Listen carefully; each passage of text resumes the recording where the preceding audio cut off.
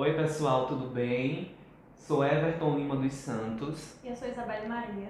Nós somos alunos da Universidade Federal de Alagoas. Estamos aqui com o nosso convidado JR para uma conversa, especificamente uma entrevista. A gente vai conversar e no decorrer dessa conversa vamos trocar experiências, histórias. E é isso. Mais especificamente sobre o coco de roda alagoano na escola. E eu vou começar fazendo uma leve pergunta. Fala um pouco sobre você e como foi o seu primeiro contato com o coco de roda alagoano. Conta a sua história pra gente. Bom, assim, o meu primeiro contato foi justamente na época quando eu era aluno, né, do ensino médio. Eu estudava no CEPA, quando veio uma professora que eu não me recordo o nome, porque assim, eu não participei diretamente do grupo quando ela estava à frente, né? E isso foi dos meados de 1996, na Escola Princesa Isabel, no CEPA. E aí ela construiu um coco de roda e aí depois tinha muita greve naquela época. E aí a gente saiu do CEPA. Em 1997 eu fui estudar na Escola Luiz Calheiro Júnior, quando um dos componentes que participaram do coco com essa professora me convidou para a gente fazer o coco lá no Luiz Calheiro Júnior. E aí a gente fez um grupo lá. No ano seguinte, em 1998, a gente voltou para a Escola Princesa Isabel. E aí a gente já estava mais amadurecido com as coreografias e a gente implementou novamente o coco de roda na Escola Princesa Isabel. E aí foi quando tudo começou realmente a divulgar mais, as outras escolas quererem também participar. Aí foi quando o professor da Escola Princesa Isabel, o diretor na época, não achou muito certo, os estudantes de outras escolas estavam frequentando as escolas e pediu então que a gente fizesse também capacitações em outras escolas. E aí assim foi feito, a gente colocou outros alunos para ir para as outras componentes nossos, mas em outras escolas. E aí a gente conseguiu fazer um grupo na Escola Frânio Lages, outro na Escola Laura Dantas, na Escola Teotônio Vilela, Dom Pedro II. Essas escolas todas elas foram abraçando. E aí fui tomando uma proporção, e aí a gente não dava mais para ficar só em escolas, e aí a gente foi para a FEGREAL, que era a Federação dos Grêmios Estudantis do Estado de Alagoas, que a sede da FEGREAL na época era dentro do CAGB. E aí o presidente na época, Telvan, ele abriu a porta da FEGREAL e a gente começou a ensaiar lá. E quando a gente começou a ensaiar lá, foi por isso que a gente criou um coco de roda Pau de Arara, porque aí os nomes dos grupos sempre eram o coco de roda da Escola Laura Dantas, coco de roda Tel Brandão, porque ele vinculava realmente o nome da escola. E aí o coco de roda Pau de Arara foi um dos primeiros a colocar, não, vamos colocar um nome diferente, porque vai abranger todas as escolas, já que a gente tinha componentes de diversas escolas. E aí a gente fez o coco de roda Pau de Arara, isso ainda em 1998, lá na FEGREAL. Aí, a partir daí foi quando a gente... Entendi. E como foi sua... Como é que eu posso falar? Como foi sua reação a respeito? Tipo, eu tô aqui trabalhando, eu tô aqui nisso e isso tá ajudando outras pessoas, porque é uma coisa que a gente foge tanto da nossa cultura. E quando a gente tem a gente entra nisso, né, com um projeto escolar ou não, como você se sentiu tá ajudando outros alunos? Foi fantástico, assim, a princípio, como ele perguntou também como é que foi a escola, os amigos, os alunos, eles tinham, porque o coco, na verdade, se a gente fosse colocar, voltando a tipo, como o mestre Verdilim fazia, como o mestre Ailda fazia, você vê que realmente a aceitação até hoje ainda tem uma certa dificuldade de você conseguir público para isso, entendeu? Porque era só aquela dança mais só em roda, só fazendo as pisadas. E aí foi quando a gente disse, não, a gente precisa envolver os jovens, então vamos botar uma coisa a mais. E aí foi que a gente foi mudando as coreografias, os sapateados, a forma de dançar, entendeu? E os figurinos também, que cada um dançava com uma cor de camisa, uma cor e tal. E aí a gente começou a padronizar os figurinos e dar uma nova roupagem realmente para o coco. E isso foi muito bom, porque assim, são jovens que a gente tira realmente, na sua grande maioria, da periferia, né? São os que participam. Apresentação da grande final com vocês, Pau de Arara.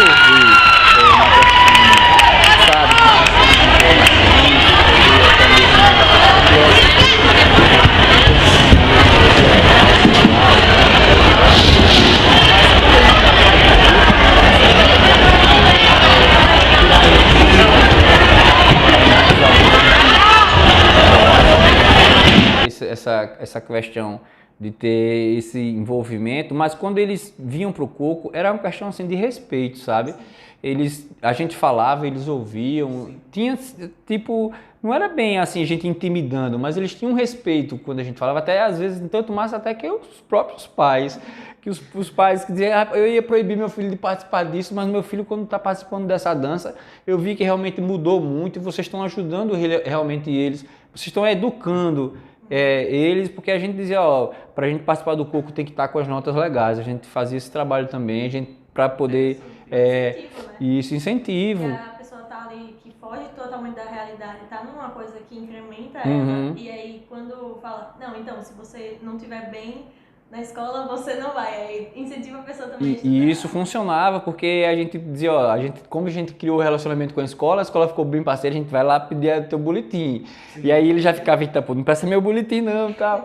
E aí a gente ficava realmente pedindo, ó, vocês precisam estudar para poder participar do grupo. Então foi uma coisa que a gente viu que realmente deu certo. Então assim, o grupo, a escola e a escola com o grupo, casou direitinho. Então assim, e até o comportamento dos alunos mesmo em sala de aula.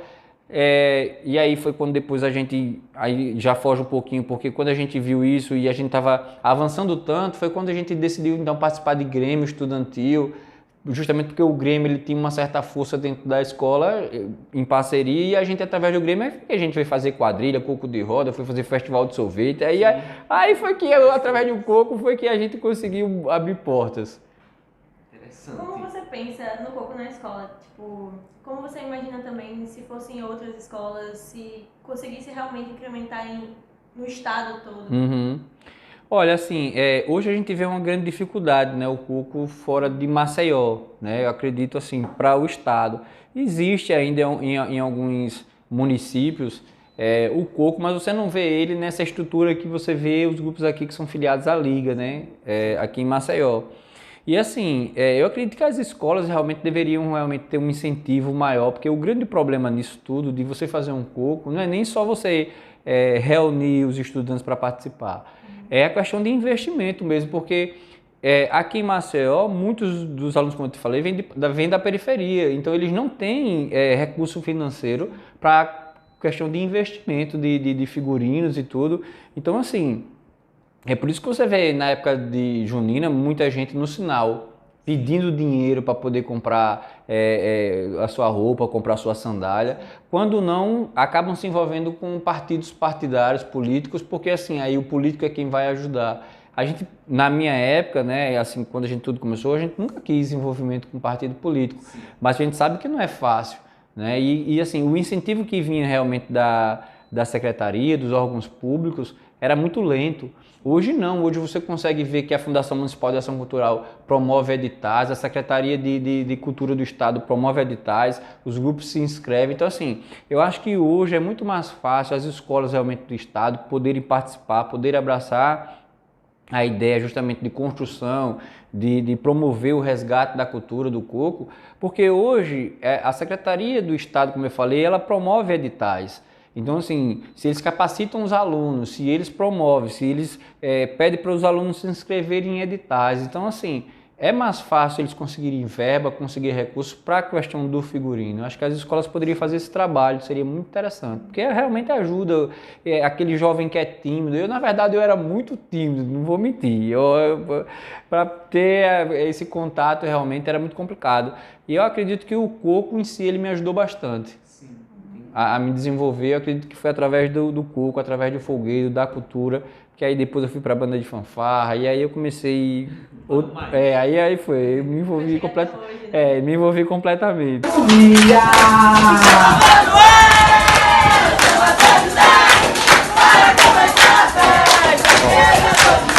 acredito que a gente tem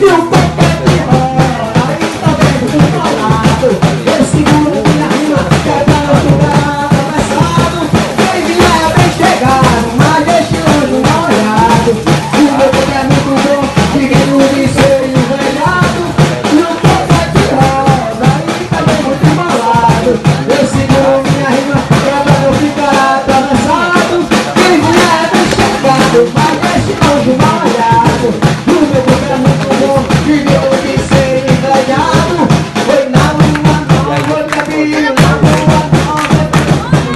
Fernando Secundário de Alagoas, e aí para a gente fazer o primeiro concurso de coco de roda. Para fazer o primeiro concurso foi complicado, porque realmente os grupos estavam naquela ainda de construção, naquela questão, quando eu falo os grupos das escolas, tá? Aí o que foi que a gente fez? Eu peguei um componente de cada coco de roda do Pau de Arara e eu coloquei realmente de novo, um na escola Laura Dantas, um na escola Frênio Lages, e cada um formou um grupo. Então o primeiro concurso, eu acredito que eu tive 4 cocos de roda participando, para a gente poder fazer o primeiro concurso. Então, em seguida, aí foi quando eu conheci, eu fui para o Jacintinho, tinha lá o Chique Chique ensaiando só com 6 casais. Sim. Ali na época era a paróquia Santo Antônio, não era nem Chique Chique o nome ainda do grupo.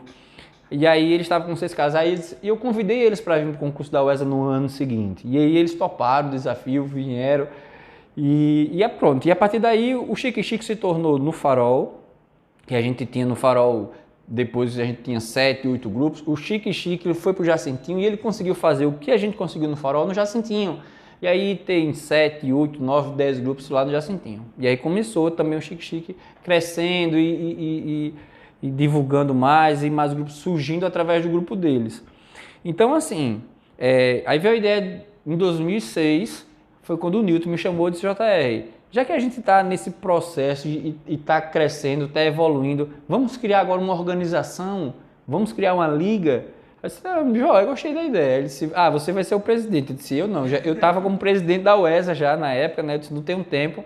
E já que é você que está trazendo a ideia da gente fazer a liga, você é o presidente. E aí, vamos reunir os grupos que a gente tinha, porque eu tinha os grupos do Farol, ele tinha os grupos do Jacintinho, e aí disse: vamos juntar os grupos, vamos ver o que o pessoal acha. E aí a gente fez, reuniu todo mundo, perguntou a opinião deles, perguntou a opinião em o Newton assumir a presidência da liga, todo mundo concordou, achou justo, fizemos uma assembleia, e aí elegemos ele presidente da liga. Foi quando a gente começou então, o primeiro não foi concurso, a gente fez só uma mostra, foi na Praça dos Leões, né, já com o apoio da FEMAC.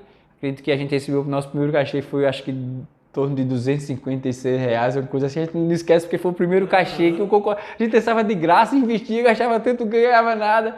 E aí, poxa, foi o primeiro, eu disse: rapaz, a gente recebeu um cachê para se apresentar, por isso foi bacana. Aí ele disse: tá vindo aí, JR, a gente tá organizado agora, vamos conseguir mais e tal. E realmente foi abrindo portas e aí foi sendo valorizado. Aí a FEMAC abraçou, viu que realmente o negócio dava certo. E aí a gente começou a fazer os concursos, outros bairros viram, tipo Bebedouro, tem um grupo muito forte hoje que é o Coco de Roda Reviver, né? E hoje também tem, acho que na Chão da Jaqueira, Los Coquitos, e os grupos começaram a ver: peraí, o negócio realmente a gente vamos... E aí é como eu disse, fugiu do controle, porque todo mundo então agora vamos investir, porque a gente agora sabe que para ganhar, para ser campeão, a gente precisa investir. E aí teve isso, teve o Cheiro da Terra também na época, em 2003, que viu o concurso da UESA, disse: JR, vamos implementar esse concurso aqui no Cheiro da Terra. E aí o Cheiro ele foi diferente, porque para o concurso da UESA o Pau de Arara aqui não participava, porque foi quem idealizou o concurso e não participava. Então para o Cheiro ele disse: aí vocês podem participar. Pegou o projeto piloto que a gente tinha lá na UESA, né? Quer dizer, pegou o projeto e levou lá um projeto piloto para poder apresentar o Cheiro da Terra. Foi quando o Cheiro da Terra fez diferente, porque aqui na UESA a gente só tinha os cocos de Maceió. Lá no Cheiro da Terra não, eles conseguiram trazer grupos de fora, né, de outros municípios. Tinha um coco de roda muito bom lá da Barra de São Miguel, se não estiver enganado, coco de roda Lua de Prata. Então foi lá para o concurso do Cheiro da Terra. E aí então assim, a gente saiu de um nível que a gente tinha na UES em torno de 7, 8, 9 grupos participando e foi para 19, 20, 21 e cada ano que o Cheiro da Terra estava fazendo, acredito que o último concurso, não sei, não me recordo bem, em torno de 29 grupos de coco de roda. Então assim, foi um marco muito, muito bom pra gente. Pena que o Cheiro da Terra pegou fogo, né? E acredito que só teve a edição 2003, 2004, 2005 do concurso. E aí teve um incêndio no Cheiro e acabou com o Cheiro da Terra. Mas assim, hoje a gente já vê que o coco, ele agora começa o concurso a regredir. Se você vê, ele não tem mais a mesma quantidade de grupos que tinham antes. Né? A gente tá notando, nós que somos coordenadores de grupos, que está começando a enfraquecer. E aí a gente já está começando a realmente ver alguma coisa de inovação para poder a gente se fortalecer novamente. Mas hoje a gente já sente esse declínio, entendeu? Entendi. Nessa questão, voltando mais para a questão da escola, da implementação do coco. Houve alguma dificuldade, por exemplo, algum impasse, alguém não concordar com a implementação do coco na escola em si? O impasse que houve na época Não Princesa foi aquele que eu te falei, porque assim, a gente estava com os alunos da escola e tinha outros alunos de outras escolas do CEPA querendo participar. Então, para o Princesa, para a Escola Princesa Isabel, abrir as portas do Princesa para receber alunos do Afrânio, do Laura, aí ele disse, não, aqui dentro não tem como. Ou vocês vão fazer o coco só com os alunos do Princesa, o caso contrário, não dá mais para a gente abrir a porta para o ensaio de vocês. Aí foi quando a gente viu, poxa, a gente tem mais gente, tem mais alunos querendo participar, a gente não vai aceitar. Aí foi quando a gente foi para a FEGREAL, conversou com o presidente lá na época, que hoje ele é dono de coco de roda também, que é o Catolé lá do Benedito Bentes. E aí ele na época aceitou, ele disse, não, JR, vamos implementar o coco então aqui na FEGREAL, pode trazer para cá. Então a gente saiu do Princesa e foi para a FEGREAL, que ficava em frente, hoje é um batalhão da Polícia Militar, eu acredito, o local que era a FEGREAL, que fica em frente, de frente à Escola Princesa Isabel. Mas ele disse, não, traga o pessoal para cá e pode trazer dos outros colégios também tudo para cá. E foi quando a gente foi para lá, saímos do Princesa, foi para a FEGREAL, e aí o pessoal do Laura Dantas, das outras escolas, todos foram para a FEGREAL. Nisso o Princesa ficou sem coco, né? Ficou sem coco, mas o Afrânio Lages, a gente teve um grupo lá, aí o Afrânio Lages, ele manteve o grupo lá, porque ele acabou sendo um grupo rival do coco de roda pau de arara, que era lá na FEGREAL. E aí eles tiraram o nome realmente de Afrânio, aí eu acredito que foi justamente nisso que eles talvez enfraqueceram um pouco, tiraram o nome de Afrânio e passaram a ser Tradição. Porque o grupo disse, não, peraí, se os grupos agora que estão se formando estão colocando nomes no grupo, por que a gente vai ficar com o nome Afrânio Lages na escola ainda? Aí não, vamos botar agora o nome, ficou o Coco de Roda Tradição. O Newton na época mesmo disse, Newton, o seu grupo ainda está com o nome da igreja do Santo Antônio, vê um nome para o teu grupo. Ele disse, então vamos botar, primeiro ele começou como Chique Chique Santo Antônio e depois ele ficou só o Coco de Roda Chique Chique. Então assim, o único impasse da escola foi esse, para não deixar receber alunos de outras escolas lá por conta de segurança, na verdade. Eu não discordo, assim, de certa forma, a questão da responsabilidade, porque assim, ele não se omitiu em dizer assim, não quero o coco aqui, não, ele disse, vocês podem fazer o coco de roda aqui, desde que sejam só com os alunos da nossa escola. Entendi. Mas você acha que se a escola tivesse dado meio que esse passe livre para outros alunos de outras escolas entrarem, você acha que teria essa expansão que tem hoje, se teria tomado outros rumos, se realmente tivesse ficado lá na escola? Eu acredito que não, viu? Não, porque o que acontece com os cocos das escolas? Ele está ativo ali na época que os alunos estão estudando. Sim. Geralmente, quando os alunos terminam, se formam e saem da escola, para você conseguir levantar, para você conseguir construir tudo de novo, do zero, é complicado. Então, assim, eu acredito que a gente conseguiu se fortalecer naquela época pelo impasse que o diretor deu, né? Quando ele disse assim, não pode, aí eu acredito que foi quando a gente conseguiu crescer. Mas assim, posterior, acredito que 2 anos depois, o Princesa mesmo, a escola nos procurou, eu acredito que ele disse, vamos fazer o coco aqui, que tem alunos que realmente está sentindo falta, e aí sim, a gente voltou lá, a gente implementou o coco de novo. Hoje não tem mais, né? Nenhuma escola do CEPA hoje, pelo menos pelo meu conhecimento, não tem mais o coco de roda, né? Mas assim, naquela época foi muito forte, a gente conseguiu voltar, conseguiu fazer um novo grupo lá também, foi muito bom. Entendi. Então eu acho que é isso. Nossa entrevista, eu gostaria de agradecer a você por ter tirado esse tempo para nos ceder esse banho de experiência, sabe? E é muito interessante o quanto o coco de roda realmente transforma vidas e pensamentos. Sim, sim. Né? Quantos jovens, se não tivessem no coco de roda hoje, onde estariam? Né? É verdade. Jovens não foram salvos. Sim, exatamente. Sim, isso. Gostaria de agradecer a sua presença e parabéns. Eu que agradeço a oportunidade, é muito bom a gente poder compartilhar a história, como a gente se apresentou, como o coco começou. E assim, muito gratificante. Eu parabenizo a vocês por essa iniciativa. Quem sabe esse é o pontapé que a gente estava precisando, já que eu estou dizendo que a gente está sentindo o coco em declínio, e vocês com esse trabalho, quem sabe realmente, acredito, eu aposto nisso, que seja aí uma reviravolta aí. É isso. Muito obrigado.